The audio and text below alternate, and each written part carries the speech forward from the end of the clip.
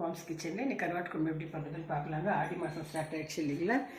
வெங்காயங்க, பச்சை மிளகாய் 2ங்க, கருவேப்பிலை, கொத்தமல்லி, நெத்திலி கழுவி வச்சுருக்குறாங்க, மிளகாத்தூள், தனியாத்தூள், மஞ்சத்தூள், உப்புங்க, கடுகு, வெந்தயம் வச்சுருக்குறாங்க, கத்திரிக்காய், முருங்கைக்காய், டொமேட்டோ பியூரிங்க, தேங்காய் பால் வச்சுருக்காங்க, கிரவுண்ட் பண்ணி ஆயில் வச்சுருக்காங்க. இப்போ எப்படி சேர்த்து பார்க்கலாம். வெங்காயம் வதங்கிடுச்சுன்னா கத்திரிக்காய், முருங்கைக்காய் போட்டு வதக்கிக்கோங்க. முருங்கைக்காய் வதங்கிடுச்சு. இப்போ கருவாடு போட்டுக்கலாங்க. தூள், மஞ்சத்தூள், மிளகாத்தூள் போட்டுக்கலாம். கொஞ்சம் வதக்கிக்கலாம். டொமேட்டோ பியூரி வச்சுக்கலாங்க. கொஞ்சம் நேரம் வெள்ளம் தேங்காய் வதங்கிடுச்சுன்னா தேங்காய் பால் விட்டுக்கலாங்க.